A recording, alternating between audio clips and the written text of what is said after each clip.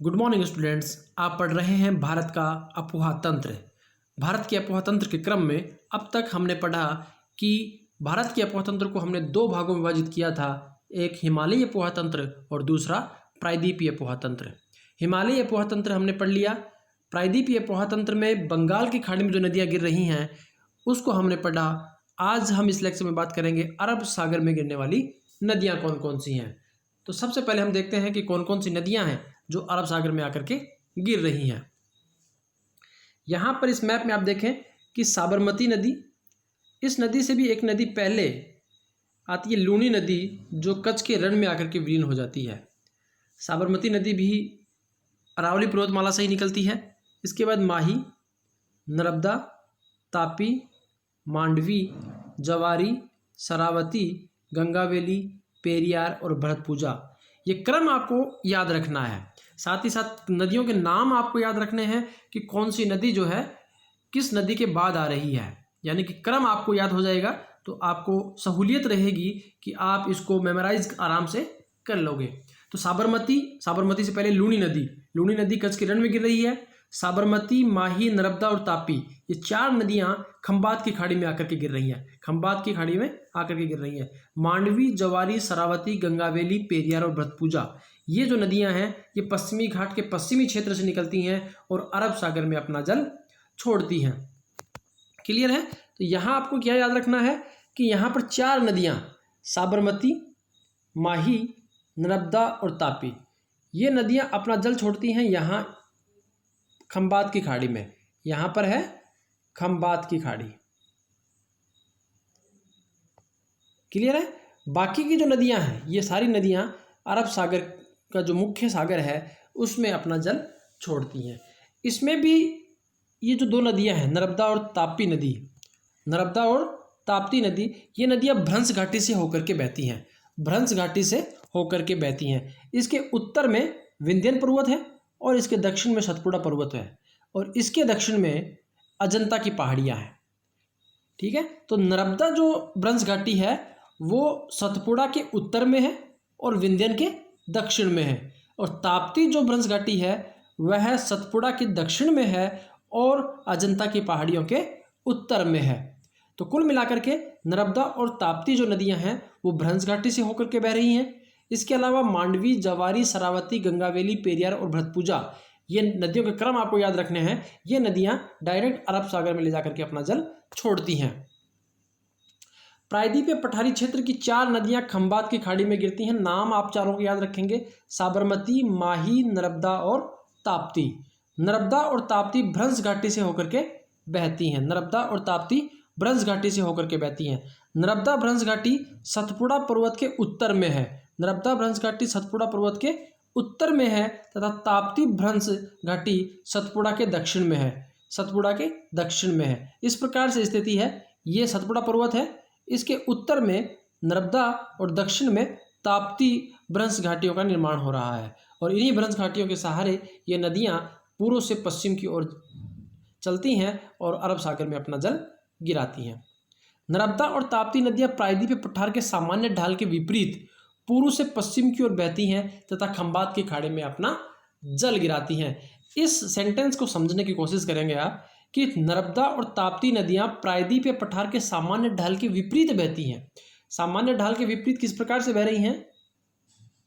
ये प्रायद्वीपीय पठारी क्षेत्र है और इसका आपको पता है कि सामान्य ढाल दक्षिण पूर्व की ओर है, दक्षिण पूर्व की ओर है। लेकिन नर्मदा और ताप्ती नदियाँ जो हैं वो पूर्व से पश्चिम की ओर बह रही हैं, पूर्व से पश्चिम की ओर बह रही हैं। तो इसका मतलब क्या हुआ कि नर्मदा और ताप्ती नदियाँ प्रायद्वीपीय पठार के सामान्य ढाल के विपरीत पूर्व से पश्चिम की ओर बहती हैं और फिर खंबात की खाड़ी में आकर के गिरती हैं। क्योंकि नर्मदा और ताप्ती नदियों की भ्रंश घाटी का ढाल पश्चिम की ओर है, क्योंकि ये दोनों नदियाँ जो हैं, नर्मदा हो या ताप्ती, ये दोनों नदियाँ भ्रंश घाटी से होकर के बहती हैं और भ्रंश घाटी का जो ढाल है वो पूर्व से पश्चिम की ओर है। यही कारण है कि नर्मदा और ताप्ती प्रायद्वीपीय पठारी क्षेत्र का जो सामान्य ढाल है उसके विपरीत अपने भ्रंश घाटी के ढाल के अनुसार बहती हैं। इसको आप याद रखेंगे, ढाल के अनुसार ही बह रही हैं। अनुवर्ती नदियां हैं दोनों ही, क्योंकि भ्रंश घाटी के ढाल के अनुसार बह रही हैं, पूर्ववर्ती नदियां नहीं हैं। यहाँ पर आपको सवाल इस प्रकार से पूछा जा सकता है कि आप कंफ्यूज हो जाएं कि प्रायद्वीपीय पठारी क्षेत्र का सामान्य ढाल दक्षिण पूर्व की ओर है, लेकिन फिर भी नर्मदा और ताप्ती नदियां इस ढाल के विपरीत बहती हैं।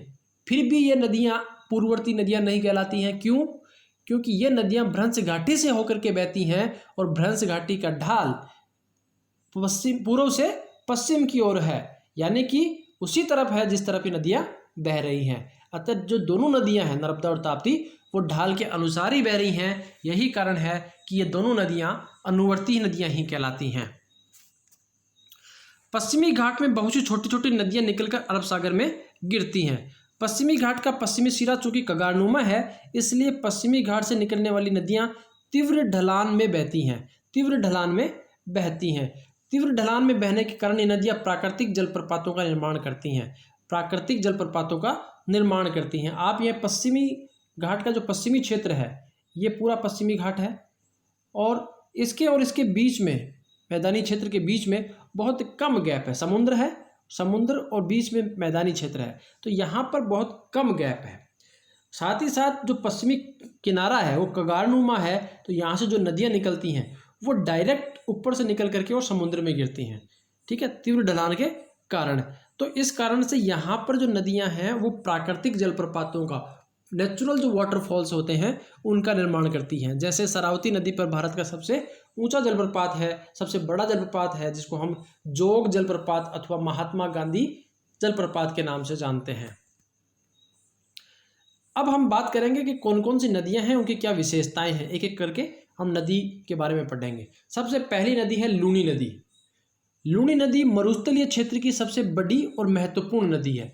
पूरे जो मरुस्थलीय क्षेत्र है उसमें सबसे महत्वपूर्ण नदी है, सबसे बड़ी नदी वह है लूनी नदी।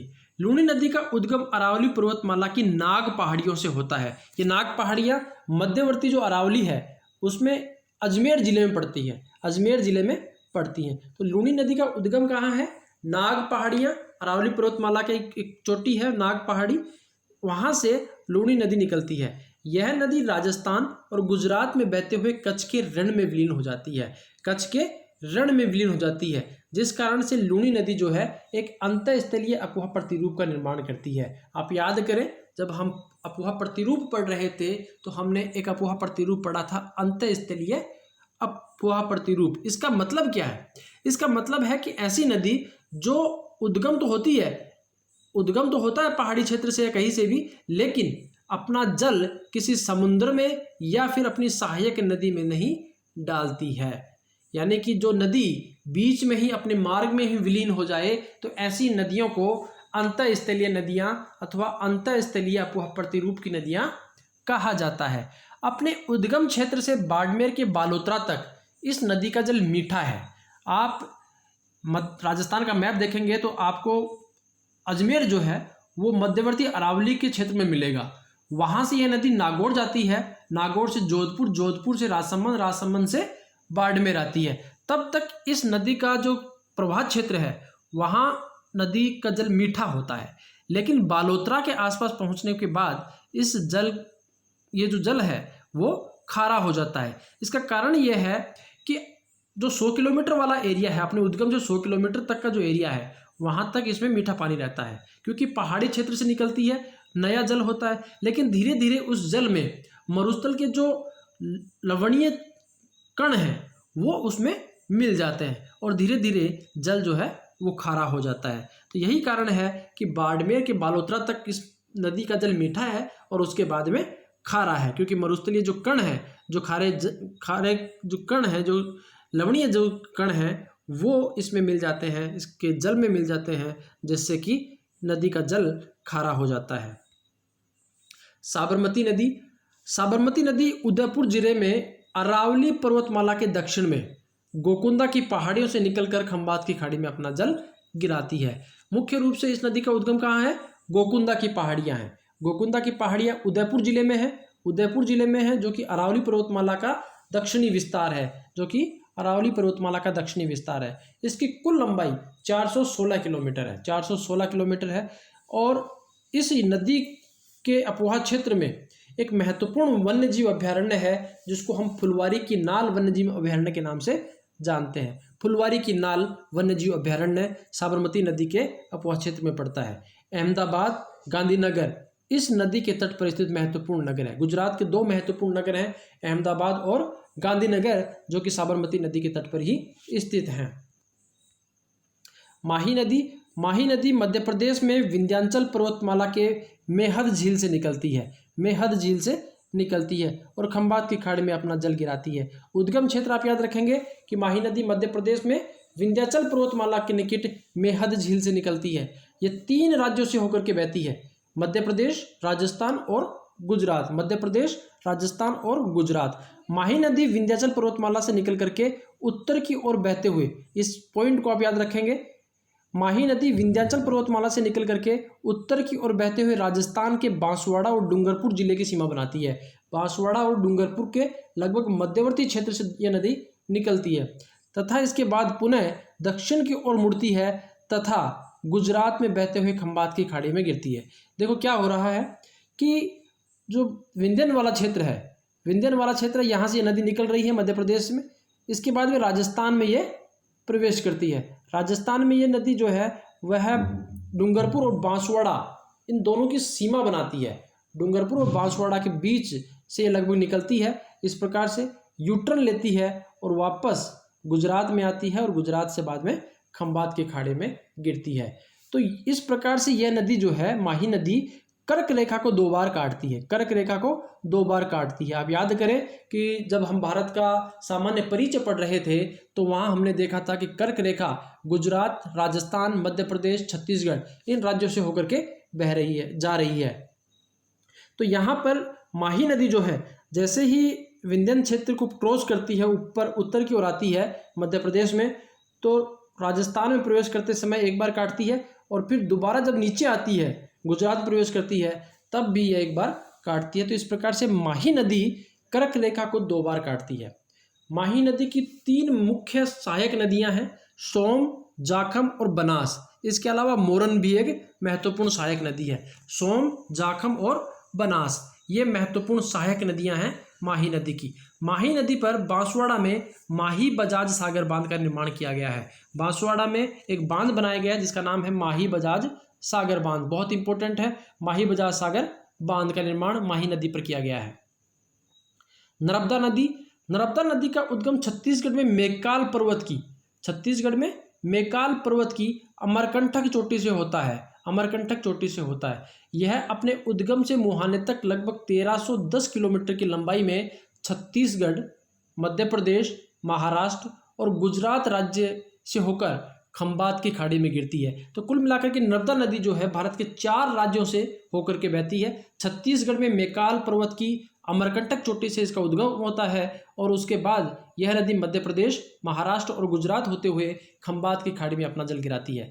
नर्मदा नदी एक रिफ्ट वैली से होकर के बहती है, रिफ्ट घाटी से होकर के बहती है, जिसके उत्तर में विंध्यन पर्वतमाला है, विंध्यन पर्वतमाला है, जिसके उत्तर में विंध्यन पर्वतमाला है और दक्षिण में सतपुड़ा पर्वतमाला है, दक्षिण में सतपुड़ा पर्वतमाला है।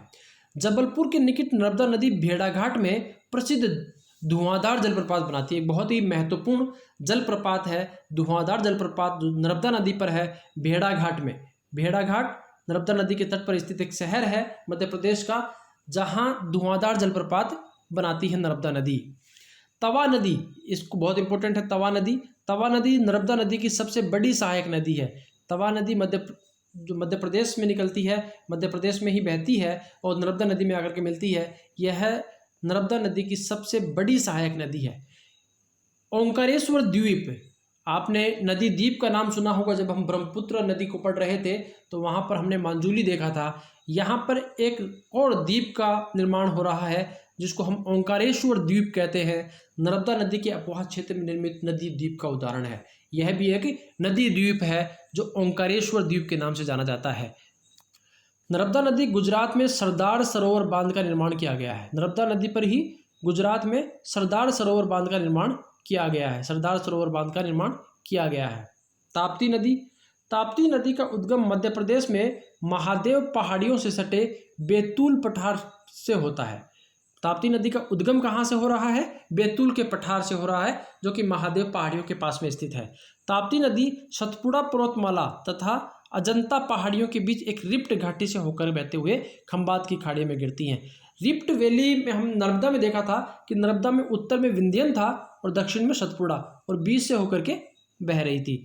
इसी प्रकार से ताप्ती नदी जो है इसके उत्तर में सतपुड़ा है और दक्षिण में अजंता की पहाड़ियां हैं और अजंता की पहाड़ियां और सतपुड़ा के बीच से होकर के ताप्ती नदी रिफ्ट घाटी में बहती है। इसकी कुल लंबाई 724 किलोमीटर की है। 724 किलोमीटर ताप्ती नदी की कुल लंबाई है। यह गुजरात में उकाई और काकरापार जल विद्युत परियोजनाओं का निर्माण ताप्ती नदी पर किया गया है। याद रखें, बहुत इंपॉर्टेंट है। उकाई और काकरापार ये दोनों जो जल विद्युत परियोजनाएं हैं वो ताप्ती नदी के तट पर, ताप्ती नदी के घाट पर बनाई गई हैं। गुजरात का महत्वपूर्ण व्यावसायिक शहर है सूरत, जो ताप्ती नदी पर स्थित है। सूरत एक महत्वपूर्ण व्यापारिक नगर है गुजरात का, जहां जो ताप्ती नदी के तट पर स्थित है। ताप्ती नदी के तट पर स्थित महत्वपूर्ण व्यापारिक नगर है सूरत। इसके अलावा इन 4 नदियों के अलावा पश्चिमी घाट से निकल करके अरब सागर में गिरने वाली कुछ नदियां हैं। इनकी कुछ महत्वपूर्ण विशेषताएं हैं। एक तो कि पश्चिमी घाट के पश्चिम से निकलकर अरब सागर में गिरने वाली अधिकांश नदियां जो हैं वो छोटी तथा तीव्रगामी होती हैं। क्योंकि पश्चिमी घाट का पश्चिमी ढाल कगारनुमा है, जिस कारण यहाँ से निकलने वाली नदियाँ तीव्र ढाल से होकर के बहती है।